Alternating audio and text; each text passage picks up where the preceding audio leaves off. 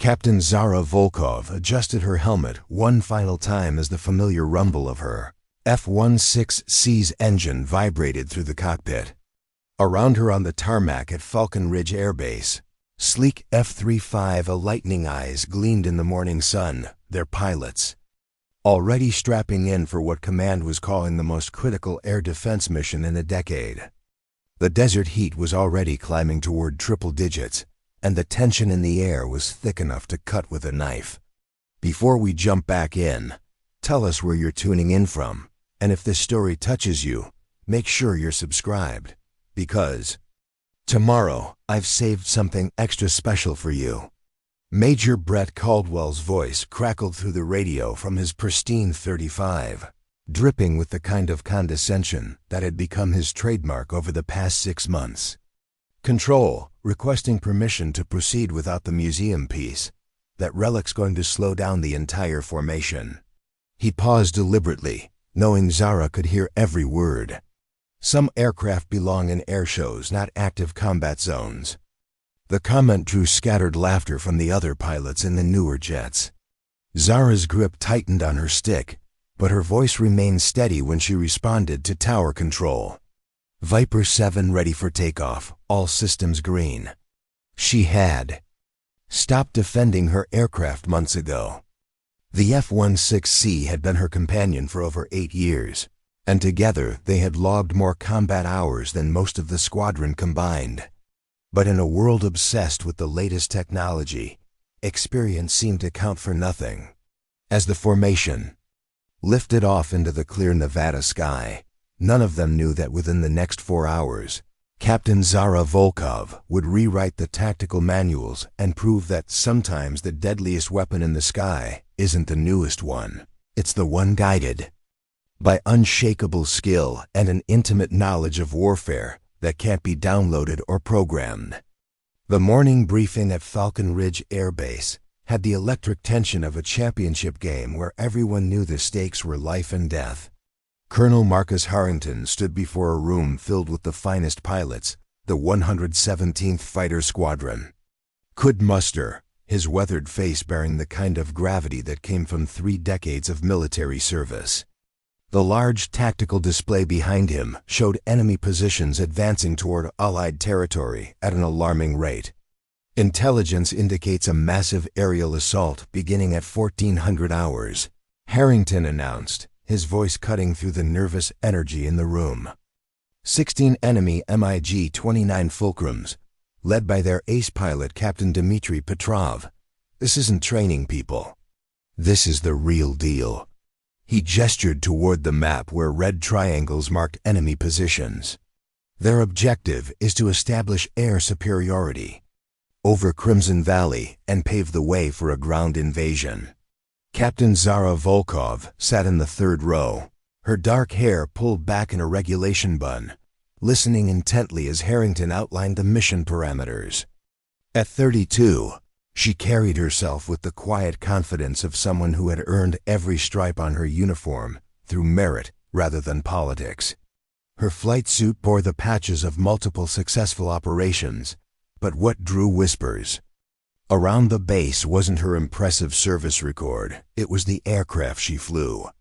The F-16C Fighting Falcon, tail number 870257, had been manufactured when Zara was still in elementary school.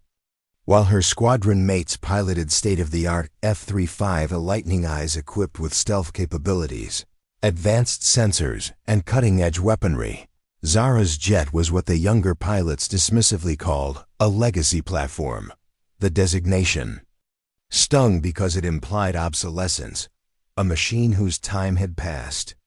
Major Brett Caldwell occupied the front row, his perfectly pressed uniform and confident posture marking him as the squadron's rising star. At 28, he had graduated top of his class from the Air Force Academy and had been hand-selected to lead the transition to the new F-35 fleet. His jet featured the latest avionics, helmet-mounted displays that seemed pulled from science fiction, and stealth technology that made him nearly invisible to enemy radar. More importantly, it came with the respect and admiration of command staff, who saw advanced technology as the future of air warfare. "Caldwell, you'll lead Alpha Flight with 4 F-35s. Harrington continued, pointing to positions on the tactical display. "Your stealth advantage should allow you to engage the enemy formation before they detect your presence." The assignment drew approving nods from around the room. Brett straightened in his chair, clearly pleased with the recognition. "Volkov, you'll fly solo reconnaissance," Harrington said, almost as an afterthought. "Use your F-16 speed and maneuverability to gather intelligence on enemy positions and relay information to Alpha Flight. Maintain safe distance and avoid engagement unless absolutely necessary." The words hit Zara like a physical blow. Solo reconnaissance was pilot speak for staying out of the way while the real fighters handled the dangerous work. It was the kind of mission assigned to pilots whose commanders didn't trust their equipment or their abilities. Around the room, she could feel the mixture of pity and relief from her colleagues. Pity that she was relegated to a support role. Relief that they wouldn't have to worry about her outdated aircraft compromising their formation. Brett turned in his seat and offered Zara what he probably thought was an encouraging smile. "Don't worry, Volkov. Someone needs to be our eyes and ears out there. Not every mission requires cutting-edge technology." His tone carried the patronizing warmth of someone offering consolation to a child who hadn't made the varsity team. After the briefing, pilots clustered around the tactical displays, discussing approach vectors and engagement protocols.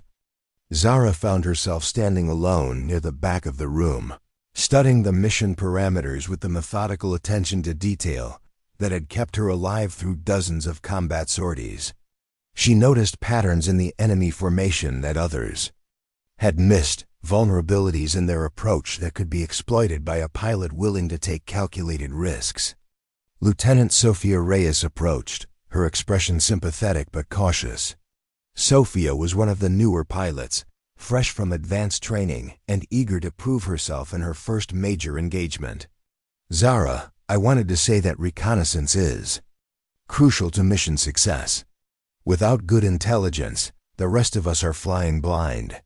Zara appreciated Sophia's attempt at reassurance, but they both knew the truth. The mission planner saw her F-16 as a liability rather than an asset. In their minds, stealth technology and advanced sensors had made traditional dogfighting skills obsolete. Why risk an aging aircraft and an experienced pilot when drones and satellite imagery could provide the same intelligence without putting personnel at risk? "I've been flying combat missions since before half these pilots had their licenses," Zara said quietly, her frustration finally breaking through her professional composure.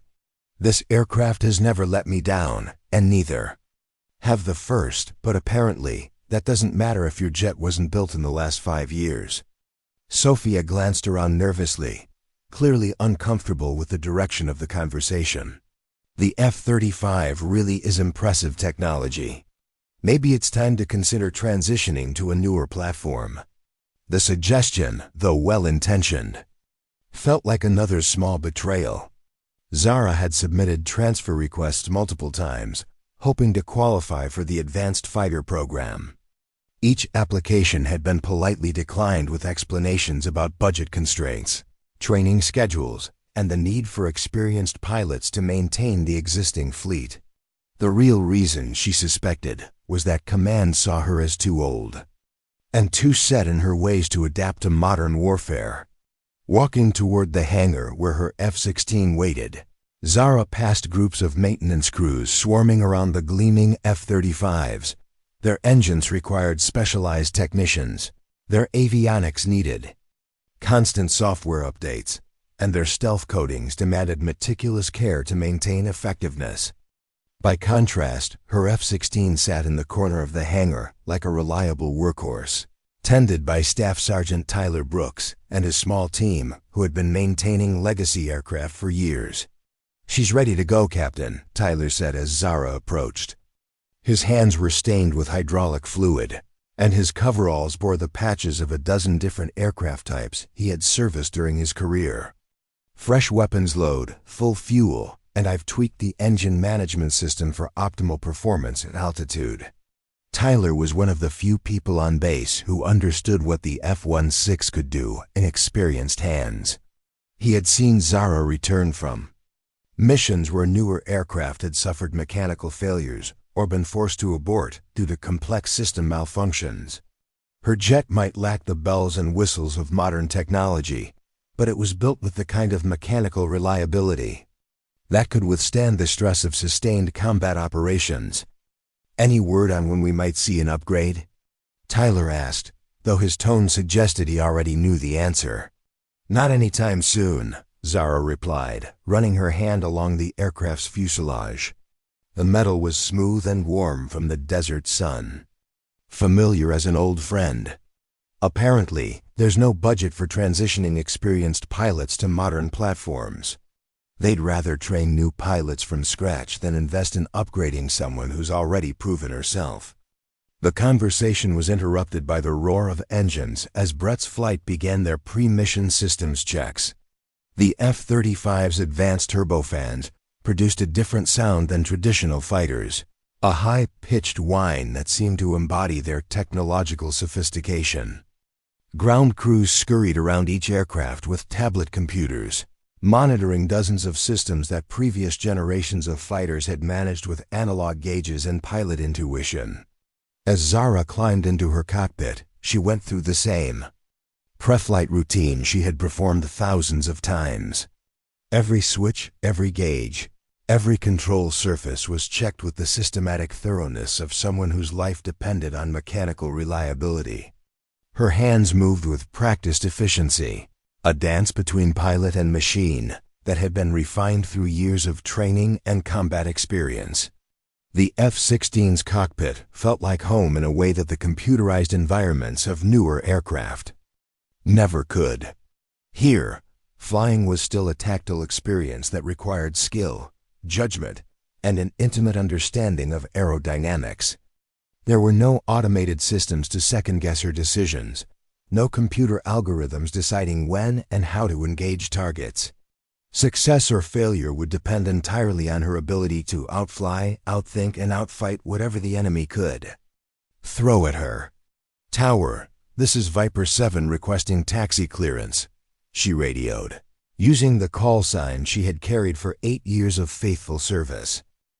Preparing and narrating this story took us a lot of time, so if you are enjoying it, subscribe to our channel. It means a lot to us. Now back to the story. Viper 7 cleared to taxi. Maintain position behind Alpha Flight for departure sequence. As her F-16 rolled toward the runway, Zara could see Brett and his formation already aligned for takeoff. Their aircraft gleamed with the confidence of technological superiority, their pilots secure in the knowledge that they possessed every advantage modern warfare could provide. In less than 4 hours, they would learn that some advantages couldn't be measured in gigahertz or programmed into targeting computers. The desert stretched endlessly beyond the base perimeter, its harsh beauty hiding the deadly game of cat and mouse that was about to unfold in the skies above Crimson Valley. Enemy forces were already moving into position, confident that their numerical superiority and proven tactics would carry the day. They had no way of knowing that their carefully planned assault was about to encounter something their intelligence. Analysts had failed to account for a pilot whose outdated aircraft was about to become the deadliest weapon in the sky. The Foundation captain Zara Volkov hadn't always been the squadron's outsider. 7 years earlier, she had arrived at Falcon Ridge Air Base as one of the most promising young pilots in the entire Air Force, fresh from completing advanced fighter training with distinction and carrying recommendations that read like a recruitment poster for military aviation excellence. Her instructors had praised her natural ability to read aerial situations, her uncanny sense of timing in combat maneuvers, and most importantly, her ability to remain calm under pressure when other pilots lost their composure. Born in a small town outside Denver, Zara had grown up as the daughter of a commercial airline pilot who had filled her childhood with stories of flight and adventure. Her father, Captain Ivan Volkov, had immigrated from Eastern Europe in the 1980s and worked his way up from baggage handler to captain through sheer determination and an unwavering belief in the power of hard work. He had instilled in his daughter not just a love of aviation, but a respect for the machines that carried them through the sky and the knowledge that technology was only as good as the person operating it. During her teenage years, while her classmates were obsessing over social media and celebrity culture, Zara spent weekends at the local airfield, learning to fly in a worn-out Cessna 172 that had seen better decades. The old trainer aircraft had no modern amenities, no GPS navigation, no fancy avionics. Flying it required reading wind patterns, understanding weather systems, and developing an intuitive sense of how an aircraft behaved in different conditions. These skills, learned on ancient equipment with analog instruments, would later prove invaluable when she found herself in situations where technology failed and only fundamental flying ability could save her life. Her entry into the Air Force Academy had been competitive, but her academic performance and natural flying ability quickly set her apart from her peers. During her second year, when most cadets were still struggling with basic formation flying, Zara was already being selected for advanced training programs typically reserved for senior students. Her tactical instructors noted her unusual ability to think 3 moves ahead during combat simulations, anticipating enemy actions and positioning herself for advantage before opponents realized they were being outmaneuvered. The transition from training aircraft to operational fighters had been seamless. The F-16 Fighting Falcon became her assigned platform, and the match seemed perfect from the beginning. The single-engine fighter required active pilot input for every maneuver, rewarding skill and punishing mistakes with unforgiving clarity. Unlike more modern aircraft with computer-assisted flight controls, the F-16 demanded constant attention and precise inputs from its pilot. Zara thrived in this environment, developing an almost supernatural connection with her aircraft that impressed even veteran pilots who had been flying for decades. Her first combat deployment had come during a peacekeeping operation in a politically unstable region where air support was needed for ground forces operating in mountainous terrain. The challenging flying conditions, with unpredictable weather patterns and limited navigation aids, would have been daunting for most young pilots. Zara not only adapted quickly but began developing innovative tactics that maximized her aircraft's capabilities while minimizing exposure to enemy threats. It was during this deployment that she first encountered the politics and prejudices that would later define her career struggles. The squadron's senior leadership, all of whom had trained on more advanced aircraft, began to view her success as an anomaly rather than skill. When she consistently outperformed pilots flying newer platforms during training exercises, the explanations focused on luck, favorable conditions, or the supposed limitations of the opposition, rather than acknowledging her tactical brilliance. Staff Sergeant Tyler Brooks had been part of her maintenance crew since her second year at Falcon Ridge, and he had witnessed her evolution from promising newcomer to consummate professional. Unlike the pilots who judged aircraft by their manufacture, date, and technological specifications, Tyler understood machines from the perspective of someone who built, maintained, and repaired them daily. He had seen Zara coax performance from her F-16 that exceeded manufacturer specifications, not through reckless flying, but through an intimate understanding of how to optimize every system for maximum effectiveness. The thing about Captain Volkov, Tyler often told younger mechanics, is that she doesn't just fly that aircraft, she becomes part of it. Most pilots treat their jets like cars, expecting them to work perfectly regardless of how they're handled. She treats hers like a partner, understanding its strengths and limitations, knowing exactly how far she can push every component before something breaks. This partnership between pilot and machine had been forged through countless hours of training and refined through real combat experience. While other pilots relied increasingly on automated systems and computer-generated solutions to tactical problems, Zara had developed an almost artistic approach to flying that combined technical precision with creative problem-solving. Her flight logs documented numerous instances where she had successfully completed missions, despite equipment failures that would have forced other pilots to abort. The arrival of Major Brett Caldwell 18 months earlier had marked the beginning of a systematic campaign to marginalize Zara's role within the squadron. Brett represented everything the modern Air Force valued: youth, technological sophistication, and an unwavering faith in the superiority of advanced systems over traditional skills. His background included advanced degrees in aerospace engineering and computer science, qualifications that impressed senior officers who saw the future of warfare as increasingly dependent on technological advantage rather than individual pilot ability. Brett's first encounter with Zara had occurred during a routine training exercise where mixed flights of F-16s and F-35s were tasked with establishing air superiority over a simulated battlefield. The exercise parameters favored the newer aircraft, with scenarios designed to showcase stealth capabilities and advanced sensor systems. However, Zara had exploited weaknesses in the F-35's tactics, using her superior maneuverability and lower radar signature to achieve kills against aircraft that were theoretically invisible to her targeting systems.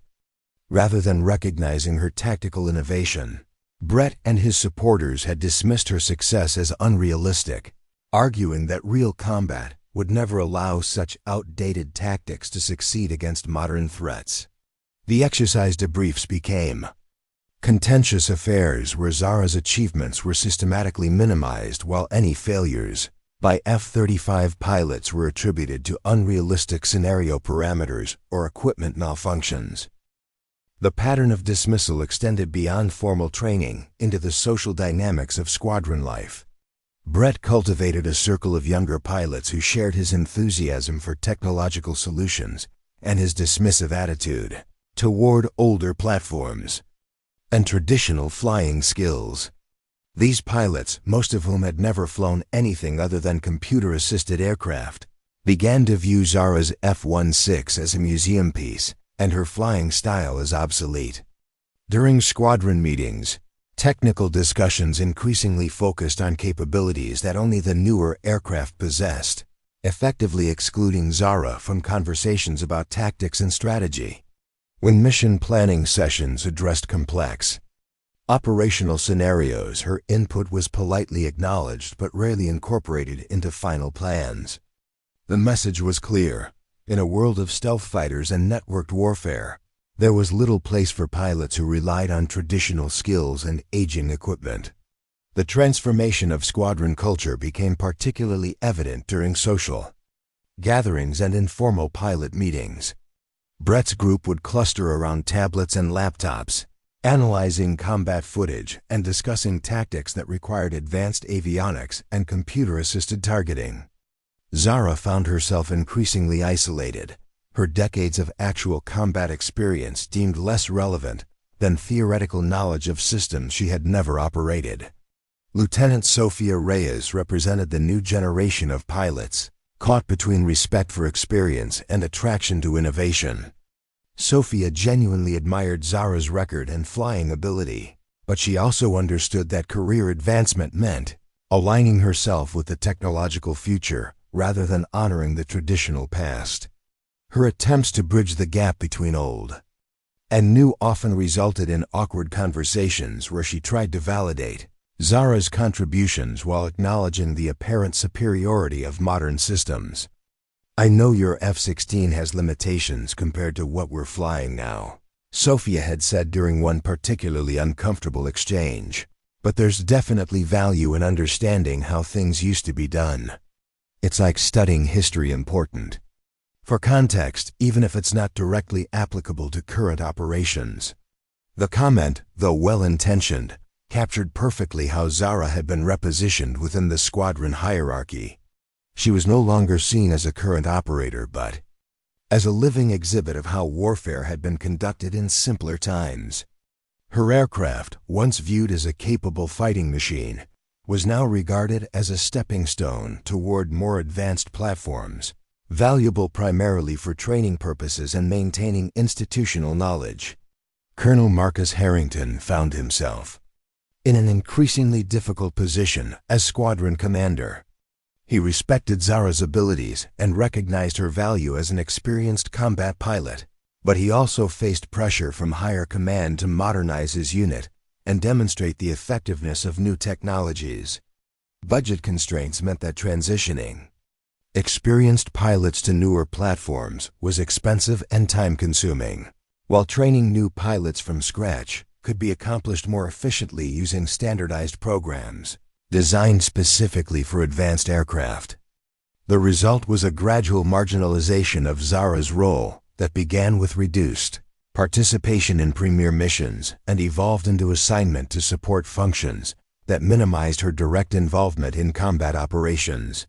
Reconnaissance flights, training exercises with allied forces using older equipment, and demonstration flights for visiting dignitaries became her primary responsibilities, all of which were important, but none of which showcased her true capabilities as a fighter pilot. General Patricia Blackwood, one of the few senior officers who understood the value of diverse capabilities within modern air forces, had been watching Zara's situation with growing concern. During a visit to Falcon Ridge 6 months earlier, she had observed a training exercise where Zara's tactical innovations had been dismissed by younger pilots who couldn't understand how traditional maneuvers could be effective against advanced threats. Her attempts to suggest alternative approaches to pilot development and aircraft utilization had been politely received but largely ignored by local commanders, focused on demonstrating their unit's technological sophistication. "We're creating a generation of pilots who can operate computers but can't fly airplanes," General Blackwood had warned during a private conversation with Colonel Harrington. "When those computer systems fail, when stealth technology is compromised, when satellite networks are jammed, what skills will our pilots fall back on?" Captain Volkov represents institutional knowledge that we're systematically discarding in our rush toward technological solutions. The warning had resonated with Harrington, but implementing changes in pilot development and aircraft allocation required bucking trends that extended far beyond his individual command. The Air Force's investment in advanced platforms created institutional momentum toward newer technologies, making it politically difficult to argue for maintaining older capabilities regardless of their continued effectiveness. As the mission briefing concluded and pilots prepared for what many expected to be a routine demonstration of technological superiority, none of them anticipated that the day's events would provide a definitive answer to questions about the relative value of advanced systems versus traditional skills. The enemy forces approaching Crimson Valley had spent months developing tactics specifically designed to counter stealth technology and advanced sensors, creating conditions where technological advantage might prove less decisive than tactical flexibility and individual pilot ability. Zara completed her pre-flight procedures with the methodical thoroughness that had kept her alive through dozens of previous missions, checking systems that had been refined through decades of operational experience rather than months of computer modeling. Her F-16 might lack the technological sophistication of newer platforms, but it possessed something equally valuable: the reliability that comes from proven design and the kind of robust engineering that prioritizes function over features. The morning sun climbed higher over the Nevada desert as formation after formation of aircraft prepared for departure, their various capabilities about to be tested against an enemy that had specifically prepared to face the technological advantages they represented. In a few hours, the skies over Crimson Valley would become a laboratory where theories about modern warfare would meet the reality of combat, and where one pilot's intimate knowledge of her aircraft would prove more valuable than all the computer assistance in the world. The pressure, the mission clock showed 0. Minus 30 minutes when the first ominous report crackled through the communication system at Falcon Ridge Air Base. Intelligence analyst Captain Rebecca Torres rushed into the command center, her face pale and her hands clutching classified intercepts that would change everything about their carefully planned operation. "Colonel Harrington, we've intercepted enemy communications, indicating a significant change in their tactical approach," she announced, her voice tight with barely controlled urgency. "They're not using standard attack formations.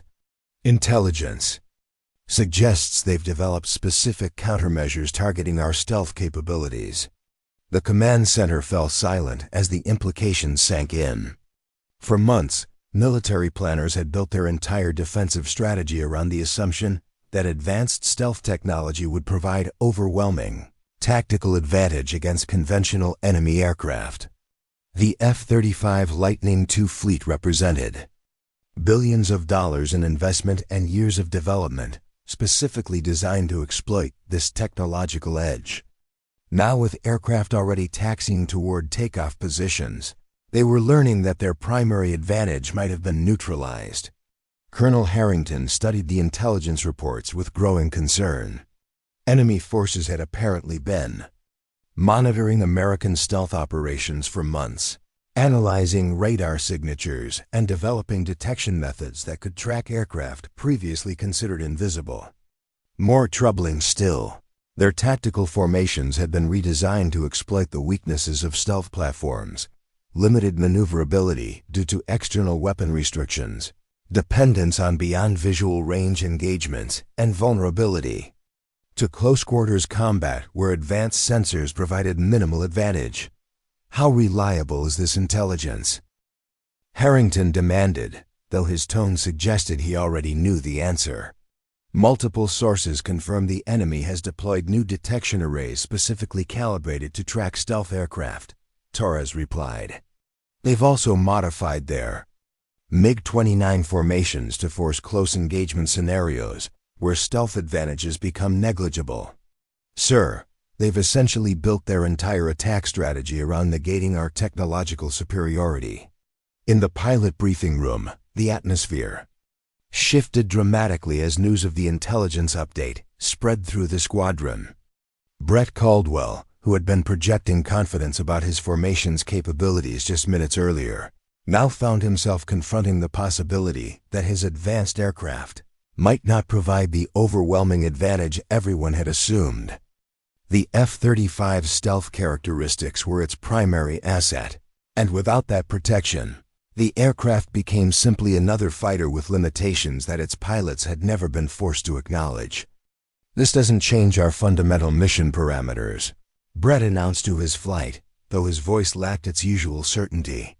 "Advanced avionics and sensor systems still provide significant advantages over older platforms. We adapt our tactics and complete the mission as planned." The words sounded hollow even to Brett himself.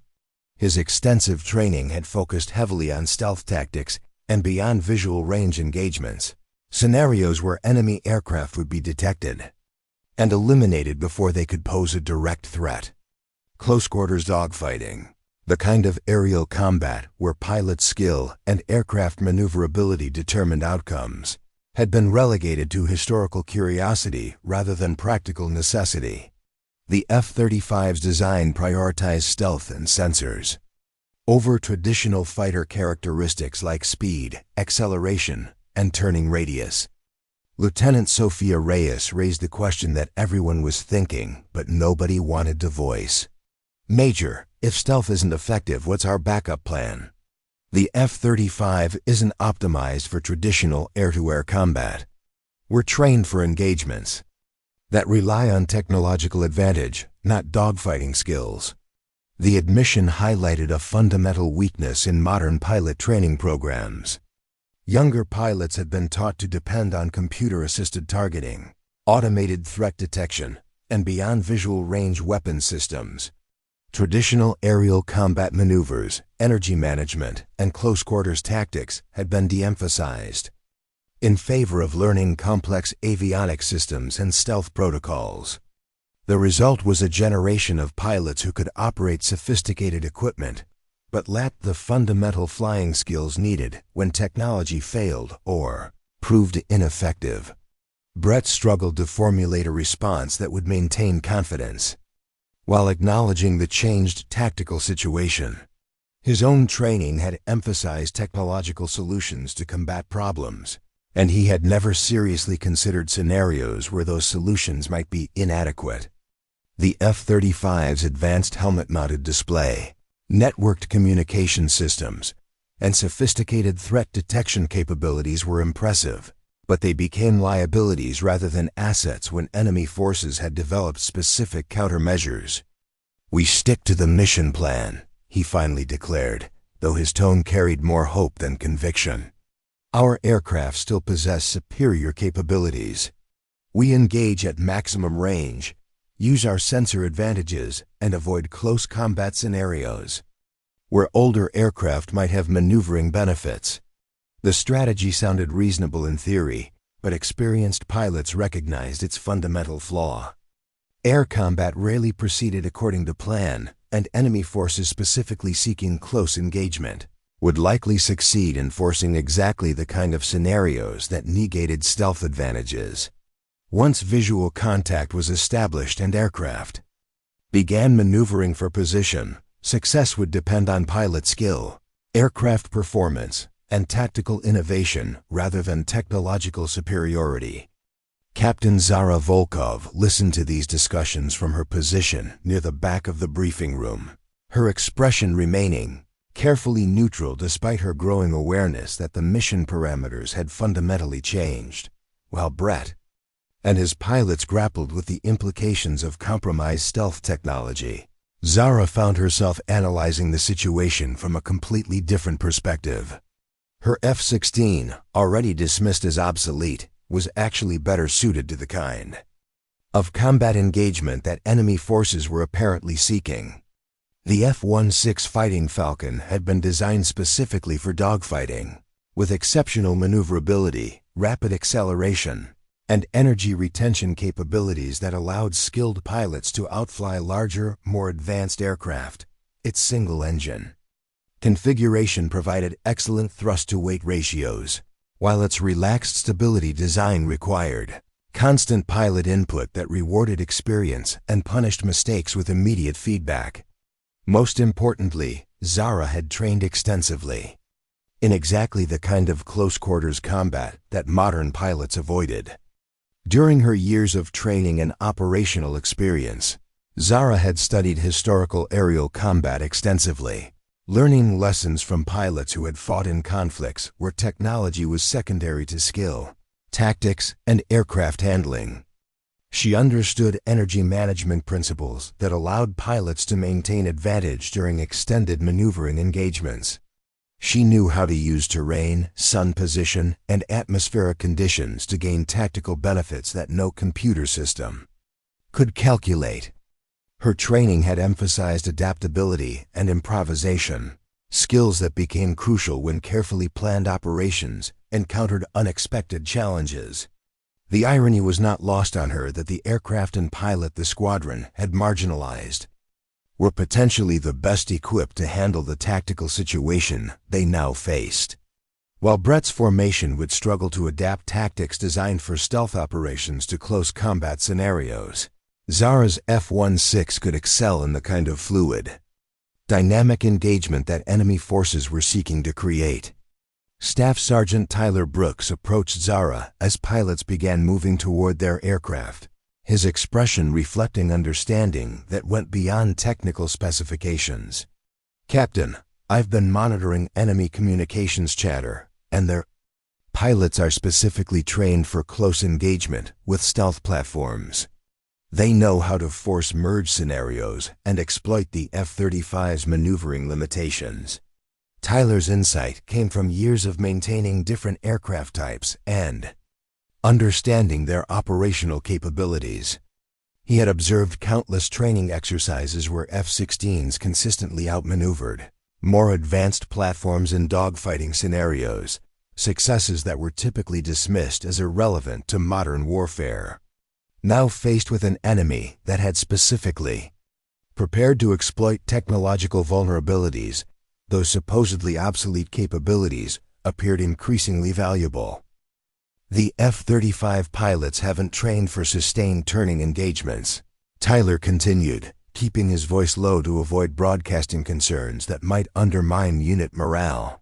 Their aircraft performance degrades in close combat, and their training emphasizes avoiding exactly the kind of fight they're about to face. Zara nodded, appreciating Tyler's technical perspective while considering the broader implications. Her reconnaissance mission, originally designed to keep her safely away from primary combat operations, might actually position her to observe and potentially intervene in situations where Brett's formation encountered difficulties. The F-16's superior maneuverability and her extensive dogfighting experience could prove crucial if the mission deteriorated into the kind of chaotic engagement that enemy forces were apparently seeking. The mission timeline compressed rapidly as aircraft began taxiing toward departure positions. Enemy forces had accelerated their own schedule, apparently seeking to exploit the confusion caused by their intelligence revelations. American forces found themselves responding to a changing tactical situation, while already committed to a course of action that might no longer be appropriate. Colonel Harrington faced an agonizing decision in the command center. Aborting the mission would allow enemy forces to advance unopposed, potentially achieving their strategic objectives without resistance. Proceeding with the original plan meant sending pilots into combat against an enemy that had specifically prepared to counter their primary advantages. Delaying to develop new tactics would consume time they didn't have while enemy forces continued their advance toward Allied positions. "Sir, we have confirmation that enemy aircraft are already airborne and approaching the engagement zone," reported the tactical controller monitoring long-range detection systems. Multiple formations of MiG-29s, flying in unconventional patterns. That suggests they're implementing new tactical procedures. The enemy's confidence was telling. Instead of the defensive postures typically adopted by forces facing stealth aircraft, they were advancing aggressively and maintaining formations. That suggested they expected to engage American fighters on roughly equal terms. Their pilots had apparently been trained specifically for the engagement they were about to fight, while American pilots would be improvising responses to scenarios they had rarely practiced. Harrington made the decision that would define the next several hours of combat operations. All flights proceed as planned. We adapt tactics in real time based on enemy actions. Maintain formation integrity and follow standard engagement protocols unless circumstances require immediate tactical changes. The order satisfied nobody while committing everyone to a course of action that felt increasingly inappropriate. Brett's formation would proceed with tactics designed for technological superiority against an enemy that had neutralized that advantage. Zara would maintain her reconnaissance role, despite possessing capabilities that might prove more relevant than anyone had anticipated. The mission would unfold according to plans that had been overtaken by intelligence revelations that fundamentally altered the tactical landscape. As aircraft engines roared to life across the flight line, pilots performed final systems checks. With the heightened awareness that comes from knowing that carefully prepared plans were already inadequate. Brett's F-35 formation gleamed in the desert sun, their stealth coatings and advanced systems representing billions of dollars in military investment that might prove less decisive than anyone had hoped. Zara's F-16 sat among the newer aircraft, like a veteran soldier among fresh recruits, its weathered appearance concealing capabilities that would soon prove their worth in ways that nobody had anticipated. The single-engine fighter's honest design reflected an era when aircraft success depended primarily on pilot skill and aircraft performance rather than technological complexity. The formation departed Falcon Ridge Air Base with Brett's F-35s leading and Zara's F-16 following at a distance appropriate for reconnaissance operations. Ground controllers tracked their progress toward Crimson Valley, where enemy forces were implementing tactics specifically designed to exploit American technological dependencies and force the kind of combat engagement where individual pilot skill would determine outcomes. Radio chatter remained professional, but carried undertones of uncertainty as pilots processed the implications of operating without their expected technological advantages. Brett's confident leadership style began showing strain as he grappled with tactical problems his training had not adequately addressed. The advanced systems he had learned to depend on remained functional, but their effectiveness against a prepared enemy was questionable. Enemy aircraft appeared on long-range detection systems right on schedule, their formations confirming intelligence reports about new tactical approaches. Instead of defensive postures designed to avoid engagement until American aircraft revealed their positions, enemy flights were advancing aggressively and maintaining tight formations that suggested confidence in their ability to engage stealth aircraft successfully. The stage was set for an aerial engagement that would test fundamental assumptions about modern warfare, technological superiority, and the continuing relevance of traditional flying skills in an age of computer-assisted combat. In less than 30 minutes, the skies over Crimson Valley would become a laboratory where theories about advanced warfare would meet the reality of an enemy that had specifically prepared to exploit American technological dependencies. Captain Zara Volkov flew toward the engagement zone in an aircraft that everyone had dismissed as obsolete, carrying skills that modern training programs had de-emphasized, preparing for combat that would demonstrate the enduring importance of pilot ability over technological advancement. The reconnaissance mission that was supposed to keep her safely away from dangerous combat would instead position her to witness and ultimately influence the outcome of an engagement that would reshape understanding about the relative importance of advanced systems versus fundamental flying skills. The breakthrough, the first enemy radar lock, occurred exactly 18 minutes after departure, shattering the illusion that stealth technology would provide the anticipated tactical advantage. Brett Caldwell's voice crackled over the radio with barely controlled surprise as his formation's advanced threat detection systems lit up with multiple hostile contacts that should have been unable to detect their presence. Control, Alpha Flight has multiple contacts bearing 270, range 40 miles, and closing fast. They've achieved radar lock despite stealth protocols. The admission carried the weight of tactical plans crumbling in real time. Repeat. Enemy forces have radar lock on stealth platforms. How is this possible? Captain Dmitry Petrov, leading the enemy formation from his modified MiG-29, allowed himself a grim smile as his new detection systems tracked targets that American forces believed were invisible. Months of intelligence gathering and technological development had produced radar configurations specifically calibrated to detect stealth aircraft operating in this region.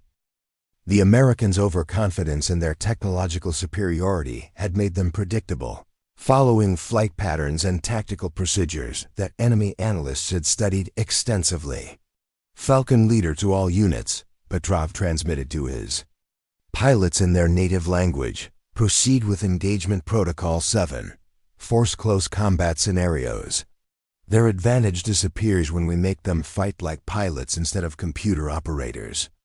The enemy formation split into smaller elements, executing maneuvers designed to overwhelm stealth aircraft with multiple simultaneous threats, while forcing engagement ranges where advanced sensors provided minimal benefit. Their tactics had been developed specifically to exploit the F-35's limitations in close combat situations, where the aircraft's stealth characteristics became irrelevant and its reduced maneuverability became a decisive disadvantage. Brett found himself facing a tactical nightmare that his training had never adequately addressed. Enemy aircraft were approaching from multiple vectors, using terrain masking and aggressive maneuvering to close the distance before his formation could establish the beyond visual range engagements that F-35 tactics required. His advanced helmet-mounted Display showed threat warnings from all directions, but the computer-generated solution seemed inadequate for the dynamic situation developing around him. Alpha 2, break left and engage the northern group, Brett ordered, his voice reflecting stress as he struggled to maintain formation coherence while enemy aircraft continued closing distance. Alpha 3 and 4, maintain separation and engage with long-range missiles before they reach merge distance. The orders revealed the fundamental problem facing modern pilots trained to depend on technological solutions. Brett was attempting to fight a traditional air battle using stealth tactics, maintaining formations appropriate for beyond visual range combat while enemy forces specifically sought close engagement scenarios. His pilots, highly skilled in operating advanced systems, lacked the dogfighting experience needed when sophisticated technology failed to provide expected advantages. Lieutenant Sofia Reyes, flying as Alpha 3, launched her first missile at maximum range, hoping to eliminate threats before they could force close combat. The enemy aircraft, piloted by veterans with extensive experience fighting technologically superior forces, executed coordinated defensive maneuvers that defeated the missile while continuing their aggressive approach. Their formations remained tight and mutually supporting, providing overlapping defensive coverage while maintaining offensive pressure. Missile defeat, Sofia reported, her voice rising with stress as enemy aircraft continued approaching despite her technological advantages. They're still closing. Range now 15 miles and decreasing rapidly. Captain Zara Volkov monitored the engagement from her reconnaissance position 30 miles southeast of the primary combat zone, her F-16 simpler radar systems providing clear tactical picture of a battle that was developing exactly as enemy forces had planned. She could see Brett's formation becoming increasingly dispersed as pilots attempted to maintain missile engagement ranges while enemy aircraft forced closer contact through superior maneuvering and coordinated tactics. Viper 7 observing multiple hostile contacts overwhelming Alpha flight. Zara transmitted to control, her voice calm despite the deteriorating situation she was witnessing. Enemy formations are executing coordinated attacks designed to force close engagement. Alpha flight appears to be at tactical disadvantage in current scenario. Her assessment was understated but accurate. Brett's pilots were discovering that their extensive training in stealth operations and computer-assisted combat had left them unprepared for the kind of fluid, dynamic engagement that enemy forces were creating. The F-35's advanced systems remained functional, but they provided minimal advantage in close combat situations where pilot skill and aircraft performance determined outcomes. The situation deteriorated rapidly as enemy forces achieved their tactical objective of forcing close combat. Brett's formation found themselves scattered across the engagement zone, individual aircraft struggling to maintain mutual support while dealing with aggressive enemy pilots who had trained specifically for this kind of fight. The F-35's reduced maneuverability, an acceptable trade-off for stealth capabilities in beyond visual range scenarios, became a critical disadvantage when enemy aircraft achieved merge distance. Alpha 2 is defensive, taking multiple attacks from different vectors, reported Lieutenant Marcus Chen, his calm professionalism strained by the intensity of close combat maneuvering. I cannot maintain offensive posture. These pilots know exactly how to exploit our aircraft limitations. Brett attempted to regain tactical control by directing his formation toward terrain features that might provide defensive advantages, but enemy pilots anticipated these maneuvers and positioned themselves to intercept their MiG-29 aircraft. While lacking the technological sophistication of the F-35, possessed superior acceleration and turning performance that became decisive advantages in close quarters engagement. The first American loss occurred when Alpha 4, piloted by Lieutenant Jennifer Walsh, found herself isolated from formation support and facing two enemy aircraft that had executed a coordinated attack, specifically designed to exploit F-35 vulnerabilities. Her advanced defensive systems detected the threats and provided computer-generated escape maneuvers, but the enemy pilots had trained extensively against these exact defensive patterns and positioned themselves to exploit every attempted escape. Route. Alpha 4 is hit, losing altitude and hydraulics. Jennifer transmitted, her voice tight with pain and concentration as she struggled to maintain aircraft control. Attempting emergency landing procedures. I'm not going to make it back to base. The loss shocked Brett's remaining pilots and confirmed enemy tactical superiority in close combat scenarios. Their carefully planned mission was degenerating into a desperate defensive action where technological advantages proved inadequate against opponents who had specifically prepared to negate American strengths while exploiting American weaknesses. Colonel Harrington monitored the engagement from Falcon Ridge's command center, watching as his most advanced aircraft fell victim to enemy tactics that his intelligence analysts had failed to anticipate. The real-time tactical display showed American forces scattered and defensive, while enemy formations maintained cohesion and offensive pressure. His F-35 investment was proving less decisive than budget projections had promised. "Sir, Alpha Flag is requesting immediate support," reported the tactical controller monitoring communications. "They're outnumbered and outmaneuvered. Current engagement parameters favor enemy forces significantly." Harrington faced the kind of command decision that military leaders hoped never to confront. His most advanced aircraft were failing against an enemy that had specifically prepared to counter their advantages.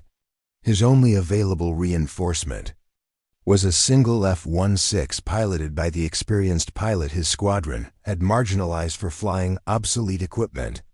"Viper 7, proceed to assist Alpha Flight," Harrington ordered, knowing that he was essentially asking Zara to engage multiple enemy aircraft single-handedly.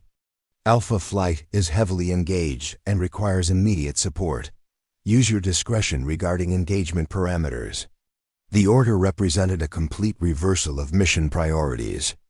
Zara's reconnaissance role was abandoned in favor of direct combat engagement against odds that would challenge even the most experienced pilot.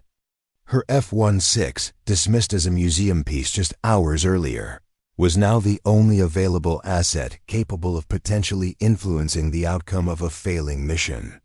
Zara acknowledged the order with characteristic brevity and immediately altered course toward the engagement zone. Her F-16 responded instantly to control inputs, the single-engine fighter accelerating with the kind of immediate throttle response that pilots learn to appreciate during combat operations. Unlike the computer-mediated controls of more advanced aircraft, her jet provided direct connection between pilot intention and aircraft response. "Viper 7 proceeding to Alpha Flight's position," she transmitted, her voice carrying the calm confidence of someone entering familiar territory. "Estimate contact with hostile forces in approximately 8 minutes." As she approached the combat zone, Zara could see the tactical situation with crystal clarity. Brett's remaining aircraft were spread across a wide area, individual pilots struggling to maintain defensive postures while enemy formations maintained coordinated offensive pressure. The F-35's advanced systems were providing detailed threat information, but their pilots lacked the fundamental flying skills needed to exploit tactical opportunities or escape disadvantageous positions. Enemy forces had achieved exactly what their tactical planners had intended. American pilots trained to depend on technological superiority found themselves fighting the kind of aerial battle where experience, skill, and aircraft performance determined outcomes. The MiG-29 pilots, veterans of conflicts where survival depended on outflying better-equipped opponents, were demonstrating mastery of close combat tactics that American training programs had de-emphasized. Zara's tactical analysis identified multiple opportunities that Brett's pilots were missing due to their focus on technological solutions rather than fundamental aerial combat principles. Enemy formations, while coordinated and aggressive, were following predictable patterns that experienced pilots could exploit through proper positioning and energy management. The key was understanding how to use the F-16's superior maneuverability to achieve tactical advantage despite numerical inferiority. She selected her first target based on tactical opportunity rather than threat assessment. One enemy aircraft had become separated from its wingmen while pursuing Alpha 2, creating a brief window where superior positioning could overcome numerical disadvantage. Zara's F-16 dove toward the engagement zone, using gravity to build energy, while positioning herself for a high-speed attack that would exploit the enemy pilot's focus on his primary target.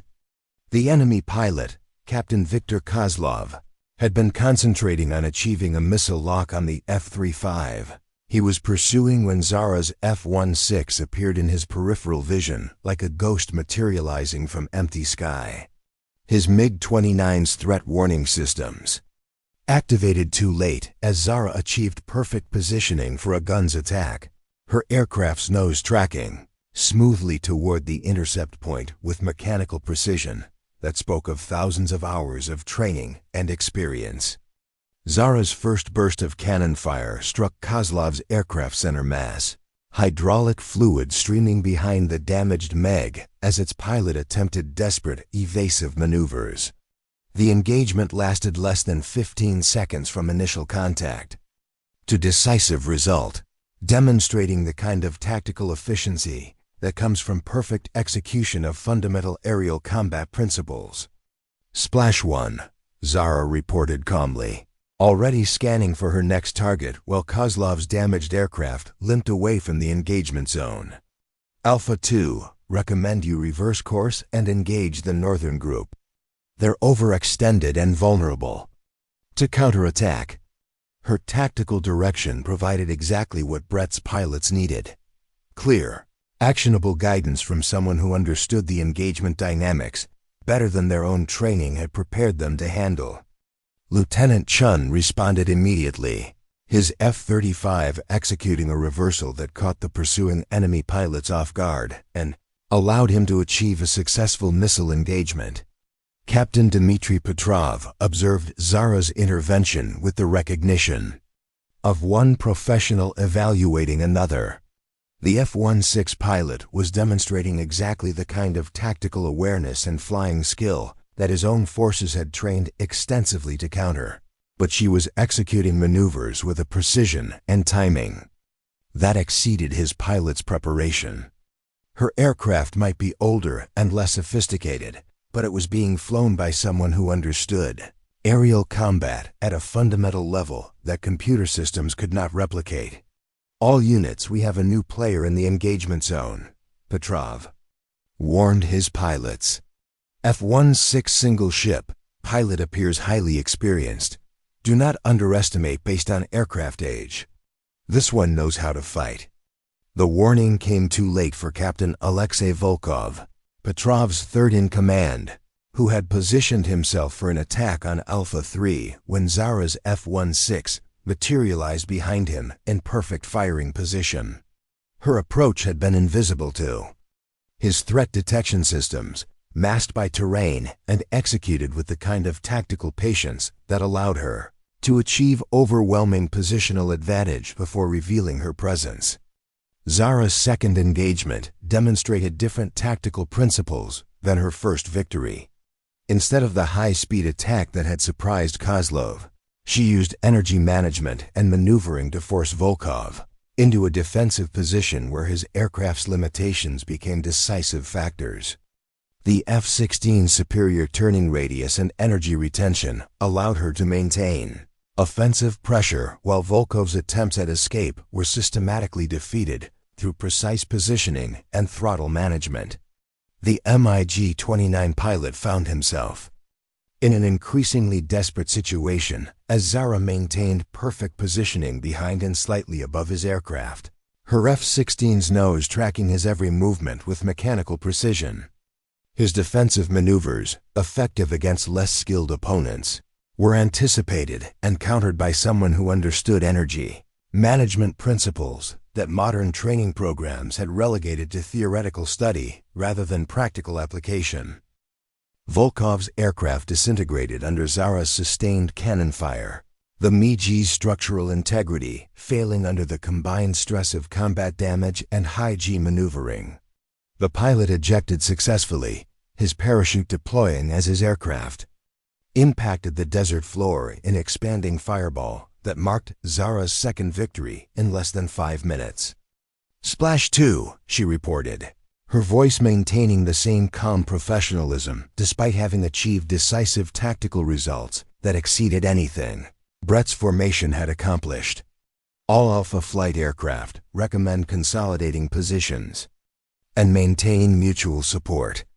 Enemy formations are becoming more cautious and predictable."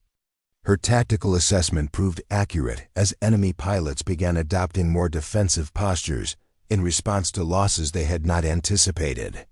Captain Petrov found his carefully planned attack disrupted by a single opponent whose capabilities exceeded his intelligence estimates. The F-16 pilot was demonstrating exactly the kind of tactical innovation and flying skill that made experienced opponents dangerous regardless of their equipment limitations. Brett's formation began regaining tactical coherence as Zara's interventions provided them with opportunities to employ their advanced systems effectively. With enemy aircraft forced into more predictable defensive patterns, the F-35's long-range capabilities became relevant again, allowing American pilots to engage from positions where their technological advantages remained decisive.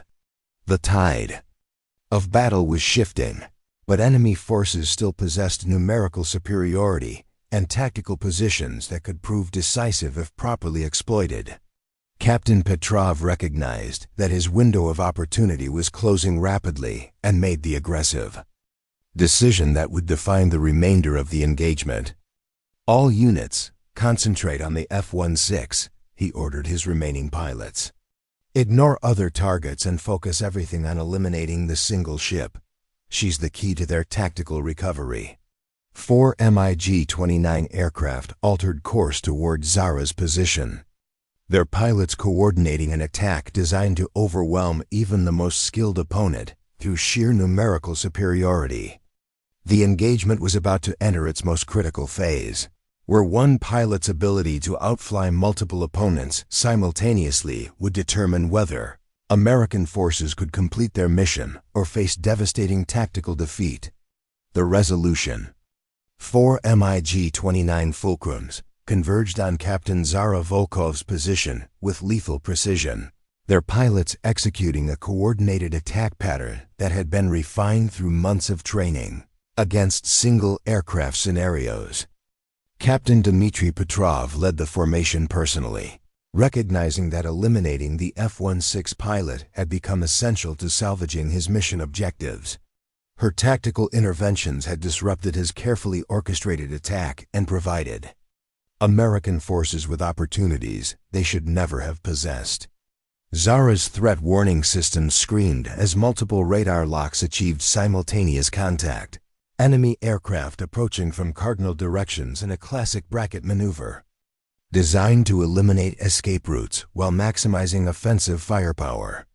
Most pilots facing such overwhelming odds would have attempted immediate evasive action, trading altitude for speed while hoping to reach friendly airspace before enemy missiles found their target.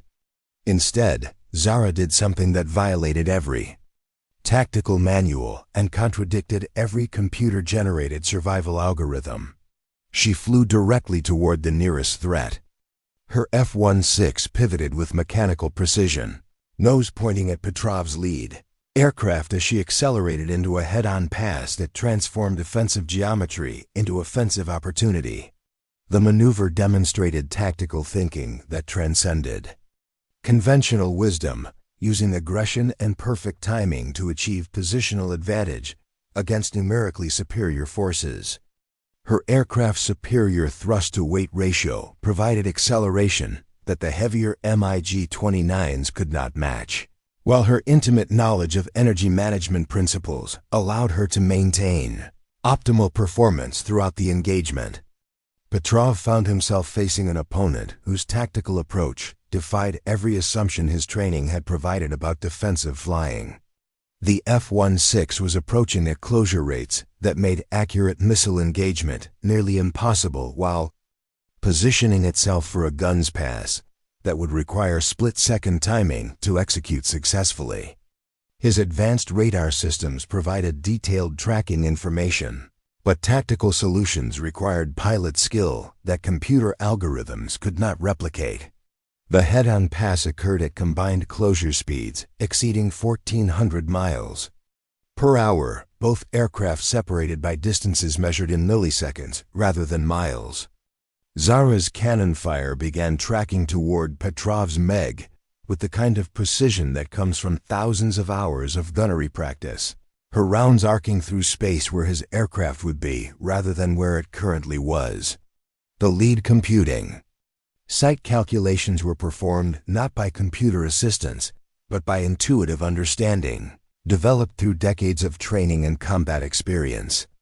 Petrov's MiG shuddered as cannon rounds tore through his starboard wing, hydraulic systems failing and electrical circuits, shorting and cascading system failures that transformed his advanced fighter into a barely controllable glider. His ejection sequence activated automatically as aircraft systems detected catastrophic damage, the pilot separating from his disintegrating aircraft just moments before it impacted the desert floor in a spectacular fireball that marked Zara's third victory. The remaining 3 enemy aircraft immediately altered their attack pattern, pilots recognizing that their target possessed capabilities that exceeded their preparation and training. Captain Boris Fedorov, now leading the surviving enemy formation, attempted to re-establish coordinated attack parameters while his wingmen positioned themselves for mutual support. Their tactical communications revealed growing uncertainty as pilots grappled with an opponent whose flying exceeded their intelligence estimates. "Target continues aggressive maneuvering patterns," Fedorov reported to his remaining pilots, his voice tight with concentration.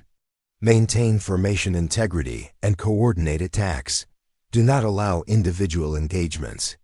The directive reflected sound tactical thinking, but implementing coordinated attacks against a pilot of Zara's caliber required precision timing and mutual support that became increasingly difficult to maintain during dynamic combat maneuvering. Her F-16's superior agility allowed her to exploit brief windows of opportunity when enemy formations became momentarily separated, attacking isolated targets before mutual support could become effective.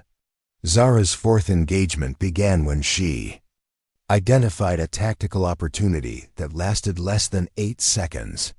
Captain Mikhail Sokolov had positioned his MiG for a missile attack on Alpha 2 when momentary separation from his wingmen created vulnerability that experienced pilots learn to recognize and exploit instantly. Her F-16 rolled, inverted, and pulled through a vertical maneuver that demonstrated exactly why the aircraft had earned its reputation as one of history's finest dogfighters.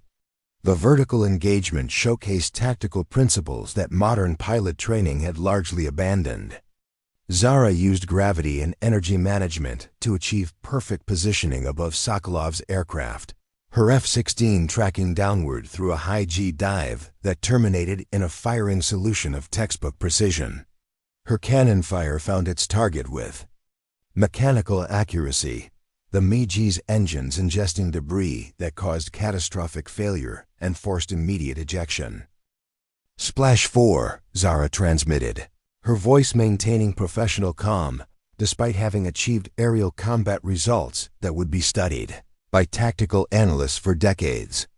Her F-16 had engaged 6 enemy aircraft successfully, downing 4. While disrupting coordinated attacks that had threatened to overwhelm American forces through superior tactics and numerical advantage. The tactical situation had fundamentally reversed during 15 minutes of aerial combat. Brett's Alpha flight, initially scattered and defensive, had regrouped and begun employing their advanced systems effectively against enemy forces whose coordination had been disrupted by losses they had not anticipated. The F-35 pilots given breathing room by Zara's interventions demonstrated that their technological advantages remained decisive when properly employed in appropriate tactical circumstances. Lieutenant Sophia Reyes achieved her first combat victory when she successfully engaged Captain Ivan Petrov, Dmitri's younger brother, whose Meg had become isolated while attempting to support the focused attack on Zara's position. Sophia's F-35 employed its advanced sensors and long-range weapons to eliminate the threat before close combat became necessary, demonstrating how technological advantages could be decisive when enemy forces were prevented from implementing tactics specifically designed to negate those advantages. Alpha 3/1, Sophia reported, her voice reflecting the confidence that comes from successful combat engagement. Remaining hostile contacts appear to be withdrawing from engagement zone. The assessment proved accurate as surviving enemy pilots recognized that their mission objectives had become unattainable. Captain Boris Fedorov, commanding the two remaining MiG-29s, made the tactical decision to disengage rather than continue fighting against opponents who had demonstrated superiority in the close combat scenarios that his forces had been specifically trained to exploit. All units, break contact and return to base, Fedorov ordered, his professional assessment overriding personal pride. Mission parameters have changed beyond acceptable risk levels. We cannot achieve objectives with current force levels.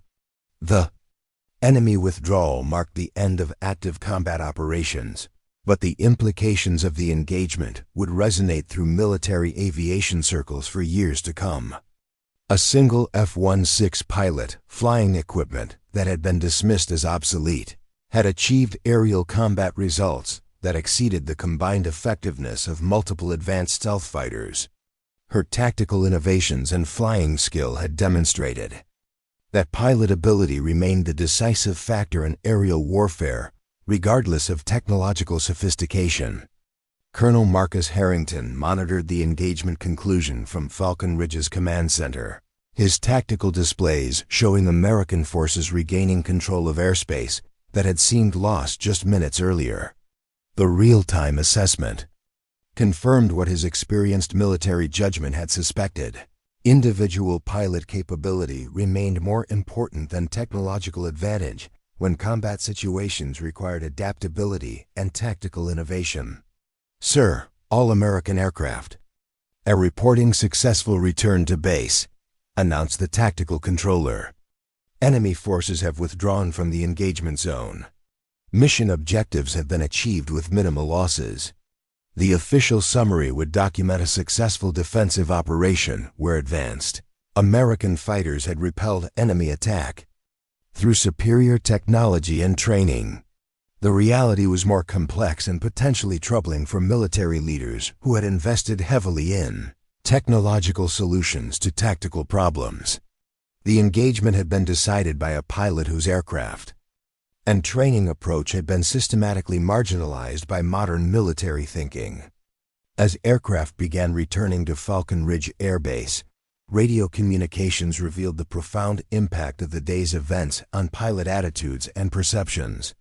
Brett Caldwell's voice carried a humility that had been absent during pre-mission briefings, his acknowledgement of tactical assistance reflecting genuine appreciation rather than grudging recognition.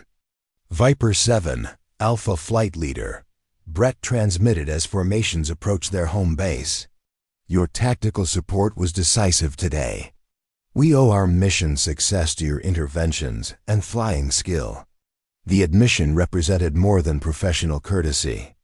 Brett's public acknowledgement that an obsolete aircraft and outdated pilot had been essential to mission success challenged fundamental assumptions about modern warfare that had shaped his entire career. His F-35's advanced systems remained impressive, but their effectiveness depended on tactical circumstances that enemy forces could manipulate through proper planning and preparation. Zara's response reflected the professional modesty that had characterized her entire career. Alpha Flight maintained excellent tactical discipline under challenging circumstances. Mission success resulted from coordinated team effort, not individual performance. Her deflection of personal credit demonstrated exactly the kind of leadership and tactical thinking that military organizations claim to value but often failed to recognize when it came from unexpected sources. The pilot who had been marginalized for flying outdated equipment had not only saved the mission, but had done so while maintaining the kind of professional attitude that younger pilots should emulate. The post-mission debriefing at Falcon Ridge Air Base lasted nearly 4 hours as tactical analysts attempted to document and understand combat results that challenged established doctrine about modern aerial warfare. Zara's gun camera footage provided frame-by-frame analysis of tactical maneuvers that demonstrated principles rarely seen in contemporary combat operations. Her energy management, positioning, and gunnery had been executed with precision that exceeded computer-generated solutions. General Patricia Blackwood arrived at Falcon Ridge within 6 hours of mission completion. Her interest sparked by preliminary reports that suggested fundamental reassessment of pilot training and aircraft acquisition. Priorities might be necessary. Her review of combat footage and tactical data confirmed suspicions she had harbored for months about the military's overemphasis on technological solutions at the expense of individual pilot development. Captain Volkov's performance today represents exactly what I've been concerned about, General Blackwood explained to Colonel Harrington during their private conference. We've been so focused on acquiring advanced technology that we've forgotten the importance of developing pilots who can think tactically and fly skillfully when those systems prove inadequate. The conversation reflected broader strategic concerns that extended far beyond individual combat results. Military budgets allocated billions of dollars for advanced aircraft while reducing investments in pilot training programs that developed fundamental flying skills. The assumption that technological superiority would provide decisive advantage in all combat scenarios had been challenged by an enemy that had specifically prepared to exploit American dependencies on advanced systems. Staff Sergeant Tyler Brooks found himself at the center of unexpected attention as technical analysts sought to understand how an aging F-16 had achieved performance results that exceeded manufacturer specifications. His maintenance records documented systematic improvements and modifications that had optimized aircraft performance through mechanical expertise rather than technological upgrades. Captain Volkov understands her aircraft better than most pilots. Understand their cars, Tyler explained to the technical review board. She knows how every system responds under different conditions, what the aircraft can do beyond normal parameters, and how to maintain optimal performance during extended combat operations. That knowledge can't be downloaded or programmed. The maintenance perspective highlighted another aspect of the day's lessons that challenged modern military thinking. Advanced aircraft required complex support systems and extensive technical maintenance to remain operational, while simpler platforms could be maintained and operated effectively with fewer resources and less specialized support. The F-16's mechanical reliability had proven more valuable than the F-35's technological sophistication when combat conditions stressed both aircraft and support systems. Brett Caldwell's personal reassessment of his flying career began during the flight home and continued through weeks of reflection on the day's events. His extensive training in advanced systems operation had prepared him for combat scenarios where technological advantage provided decisive superiority, but had left him unprepared for situations where pilot skill and tactical innovation determined outcomes. I realize today that I've been learning to operate computers rather than learning to fly aircraft, Brett confided to Sophia during a conversation that would influence both their career trajectories. Captain Volkov demonstrated flying skills that our training programs don't even address anymore. She was thinking tactically while we were following procedural checklists. The admission reflected a generational shift in military aviation that had prioritized technological familiarity over fundamental flying ability. Younger pilots could operate sophisticated systems effectively but lacked the tactical flexibility and aircraft handling skills needed when complex technology proved inadequate for specific combat scenarios. Lieutenant Sofia Reyes began requesting additional training in traditional aerial combat maneuvers, seeking instruction from older pilots who had learned to fly before computer-assisted systems became standard equipment. Her experience during the engagement had demonstrated that technological advantages were meaningless when tactical situations required skills that training programs had de-emphasized in favor of systems operation. The ripple effects of the Crimson Valley engagement extended throughout military aviation circles as tactical analysts studied combat footage and attempted to understand implications for future aircraft development and pilot training programs. Zara's tactical innovations were analyzed and incorporated into updated training curricula, while her aircraft handling techniques became required study for pilots transitioning to combat assignments. 3 months after the engagement, Captain Zara Volkov received notification of her promotion to Major and assignment as Senior Instructor Pilot for the newly established Advanced Tactical Flying Program. The position represented complete vindication of her capabilities and recognition that traditional flying skills remained essential components of military aviation effectiveness, regardless of technological advancement. Her acceptance speech at the promotion ceremony reflected the professional modesty that had characterized her entire career while acknowledging the broader lessons that her combat success had demonstrated. Individual pilot capability will always be the decisive factor in aerial warfare. Technology can provide advantages, but it cannot replace the tactical thinking and flying skill that determine success when combat situations become unpredictable. The promotion ceremony also marked the beginning of systematic changes in military pilot training that would restore emphasis on fundamental flying skills while maintaining proficiency in advanced technology operation. The integration of traditional aerial combat training with modern systems operation would produce pilots capable of effective performance, regardless of technological circumstances or enemy countermeasures. Major Brett Caldwell volunteered for the Advanced Tactical Flying Program, recognizing that his career development required acquiring skills that his previous training had not provided. His willingness to learn from the pilot he had previously dismissed demonstrated personal growth that would enhance his effectiveness as a military leader and combat pilot. The F-16 Fighting Falcon, reprieved from retirement and upgraded with modern navigation and communication systems while retaining its fundamental flight characteristics, became the primary training platform for pilots learning traditional aerial combat skills.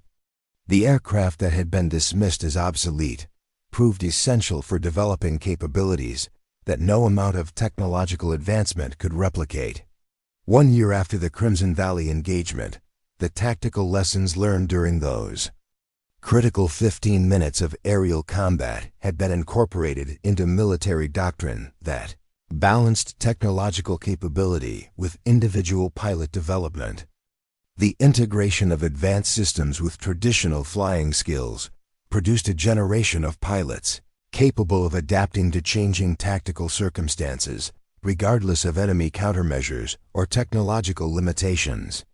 Captain Dmitry Petrov, recovered from his injuries and repatriated through prisoner exchange programs, later wrote in his military memoirs about the engagement that had defined his understanding of aerial warfare. The American pilot demonstrated that experience and skill remain more important than advanced technology when combat becomes personal. Her aircraft was older than some of her opponents, but her flying was timeless. The recognition from a respected enemy pilot provided international validation of tactical principles that the American military had nearly abandoned in its pursuit of technological solutions. The balance between advanced systems and fundamental capabilities became a model for Allied air forces seeking to optimize their own pilot development and aircraft acquisition programs. Major Zara Volkov continued flying her F-16 for 3 more years before transitioning to newer platforms, her combat record and instructional effectiveness having established her as one of the most respected pilots in military aviation. Her legacy extended beyond individual achievement to encompass systematic changes in how military organizations balanced technological advancement with human capability development. The aircraft that had been dismissed as a museum piece was eventually retired to an actual museum, where it stands today as a testament to the enduring importance of pilot skill and tactical innovation in an age of increasing technological complexity. The placard beside the static display reads simply, "Sometimes the most advanced weapon is the one guided by experience, skill, and the unshakable belief that capability matters more than chronology." The story of Captain Zara Volkov and her outdated fighter jet had become legend within military aviation circles, proving that true capability transcends technological specifications, and that the deadliest weapon in any conflict remains the trained human mind directing proven equipment with tactical precision and unwavering professional competence. Up next, you've got 2 more standout stories right on your screen. If this one hit the mark, you won't want to pass these up. Just click and check them out.